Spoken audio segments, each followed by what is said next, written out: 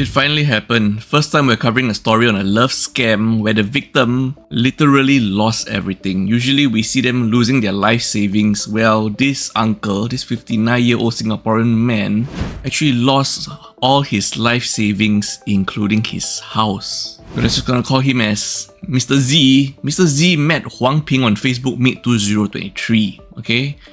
Huang Ping claimed to be a mother in her 30s from Hangzhou, China, and she was divorced. And they started having daily chats, daily phone calls, and then the flirting started with Mr. Z calling Huang Ping wifey and Huang Ping calling Mr. Z hubby. See where all this flirting leads you to? And then Huang Ping does a special move. She claims financial struggles. So Mr. Z started helping Huang Ping, with small amounts. And obviously the amounts get bigger and bigger because obviously Huang Ping's financial struggles gets bigger and bigger, right? Until so much so, Huang Ping suggests to Mr. Z, why don't you sell your flat, come to Hangzhou and let's start a new life together afresh. Obviously Mr. Z fell for the bait, sold his Ang Mo Kio 3-room HDB flat under the Selective En Bloc redevelopment scheme. Mr. Z received about 123,000 Singapore dollars from the flat sale and over 1 year slowly transferred all this money over to Huang Ping, with some transfers as high as 40,000 Singapore dollars. To no surprise, after he depleted all his life savings, all the funds from selling his HDB flat, Huang Ping disappeared. And Huang Ping's excuse was that her grandmother passed away and she had to mourn, so all contacts were just cut off at this point. The saddest thing about this story was it could have been prevented. The bank tried to save him.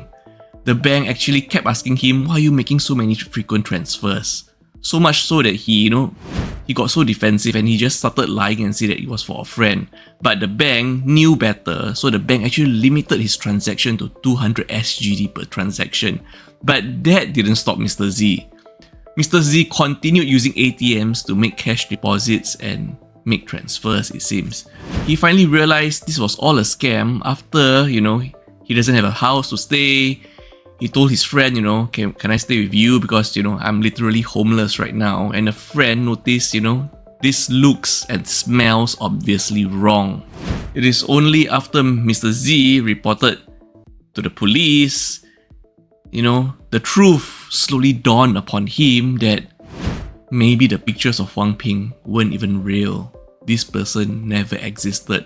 This love was all fabricated just to milk all his money away. As of now, Mr. Z remains homeless, living in temporary accommodation with his kind friend, and he hopes, to regain his life by finding employment and trying to rent a place of his own. I just hope that Mr. Z has really, really high qualifications so that he can get a very high paying job since he wants to rent a place of his own and not, just a small bedroom, as rentals nowadays, not easy. So there you have it. Ladies and gentlemen, don't fall for the love scam, especially if you are so lonely and you are yearning for affection. The usual things they will say is like, I've never met a man like you. I've never met a lady like you. And what they love to say is, the way you think, the way you speak is so different from everyone else here. They like to use that, all the people around me here, nobody is as considerate, as kind, or as understanding like you. Where have you been my whole life? Please stop getting scammed by love scams, okay? Especially so if you are over 50 and the person in question is like more than 10, 20 years younger, I mean, make it make sense, okay? They want your money. Just let that sink, let that slowly sink into your head and accept the fact that the reason why some people of the opposite genders are being overly friendly with you is because there's something out of you to extract, and it's not love. And the next story is actually about laser pointers in Singapore. So apparently this 51-year-old taxi driver shone a laser pointer on a shuttle bus driver just because the shuttle bus driver signaled and merged into the lane ahead of his taxi. He got upset, drove to the rear side of the bus, and shone a laser pointer at the bus side mirror for 2 to 3 seconds. And that laser pointer light reflected off the mirror, blurring the driver's vision temporarily, which is highly dangerous, okay? And this incident was captured by the bus on board CCTV, thankfully, and have been used as court evidence. Wow, laser pointers once again. The last time, I can't believe people still carry laser pointers with them. The last time I even remotely, knew or talked or hype about laser pointers was in the late 90s, when a certain kind of very popular Asian Chinese movies were all the rage, and all the teens, all the youngsters, like I was at the time, literally all of us had a laser pointer. Do you even know which movie I'm talking about? Man, those were days. The 90s were really the best decade. Anyway, back to the story. So now, this 51-year-old taxi driver, Mr. Hamza, has been fined 2,500 Singapore dollars on July 28, 2025 after pleading guilty to 1 count of a rash act endangering personal safety. Yes sir, it's very dangerous because the bus driver, no vision, at night at 9:55 PM, bro, that is really dangerous. If you only find this amount, on my personal opinion, very likely. Yes, Mr. Hamza's lawyer claimed no intent to target the driver's eyes. Yep, but then, you just want to, disturb a bit, but then the light reflected off the mirror into the eyes, yeah, that's why. Thankfully, no injuries reported. The bus driver continued safely to Terminal 4 and later filed a police report after consulting the supervisors, which led to this incident going to the court, and this judgment has been passed. Once again, laser pointers, all the rage in the late 90s, those kind of Asian Chinese movies, those kind, they were so popular in that decade, Those were the days. An 83-year-old female driver got into an accident. Thankfully, because of a really good quality Bollard, prevented further damage.